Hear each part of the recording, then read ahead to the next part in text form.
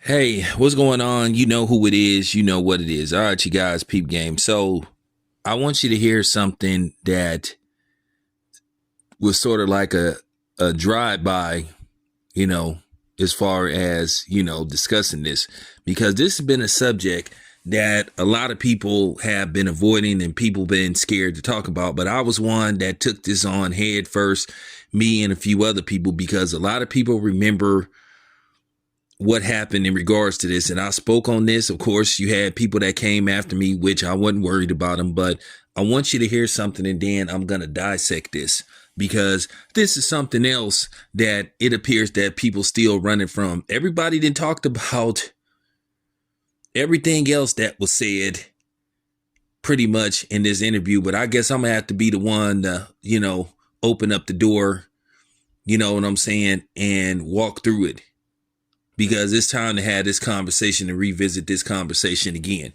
But just take a listen. Tory Lanez and Meg. What would you take on that? Because I know you got to take on everything. It's a difficult position because somebody's not going to tell the truth, and the truth has got to be told. In all circumstances, the truth has got to be told. So if you don't want to say she shot her, then you shot her, and that's the end of that. All right, so Katt Williams pretty much indicated what a lot of us thought. But the people that indicated this, they were attacked, they were harassed, just like, I spoke on this and I gave my honest opinion on what I suspected happened, in which a lot of people with common sense knew what happened. And like I said before, I had some light-skinned girl from Chicago that I used to be a big fan of, even though she was, before she just went, find me a black soulmate, was a compulsive swirler. But nevertheless, I did invite her to come on my channel and, we could have a conversation about it. And I said, as long as we're respectful and talk like adults, hey, we can have a conversation about this. But, the case is closed now. So basically, we can talk about this. Like I said before, the Tory Lanez trial was a joke. It was a complete joke, just like the Jonathan Majors trial. It was a complete joke. They had no witnesses. They had no DNA. They had no audio. They had no video of Tory Lanez basically, shooting Megan Thee Stallion. But at the end of the day, they put out this bogus ass, recording of Kelsey talking to Tory Lanez when he was, at the police station. So that made people believe, oh, well, he did it. But they had several witnesses that said that, Kelsey had a weapon on her. And we all know who shot Megan Thee Stallion, and it wasn't Tory Lanez. Now, it's funny, people are skipping over this, but I'm going to bring this subject up because, like I said before, it was a lot of BS in behind that trial. You had many people, observers, lawyers, who were covering this trial said that they believed that based off the evidence that Tory Lanez was going to walk.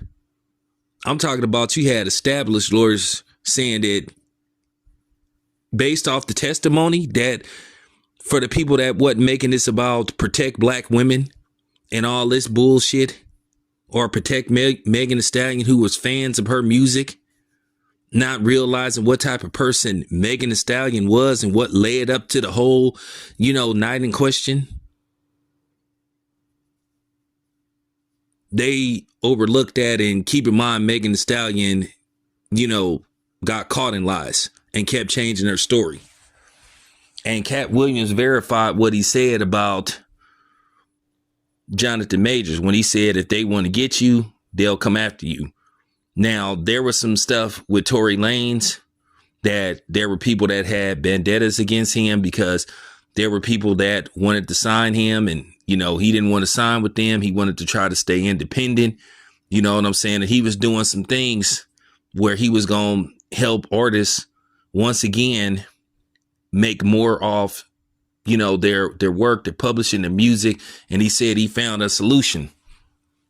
And then as soon as he was ready to start saying what the solution was and how to, you know, fix some of the issues that you have with these record labels and music and owning the rights to your music, publishing, all that kind of stuff, you know, reels. Well, then this happened.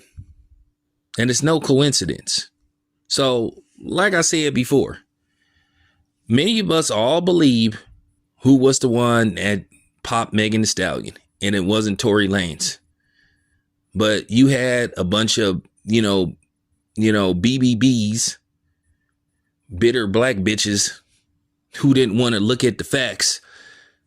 They wanted to make this about, you know, Tory Lanez should pay and all this kind of stuff. And they didn't look at what was presented. I went by what was presented in court. Way too much circumstantial evidence. And then the circumstantial evidence didn't circumstantially point to Tory Lanez. All the stuff that was going on and based off the testimony. And then there was a lot of testimony that they left out. And then there were certain people they wouldn't let testify that would have further proved that Tory Lanez wasn't the shooter. But then you had people that was, you know, you had people that were covering this case or content creators that were basically just trying to put this on Tory Lanez, caping and capping because they wanted to get support and views from females who was on the We Hate Black Men, you know, brigade and all that bullshit. So I'm gonna open up the door because we need to talk about this just as much as we talking about the other stuff that you know, Katt Williams spoke upon. So there you have it. This your boy Town Biz. I'm out.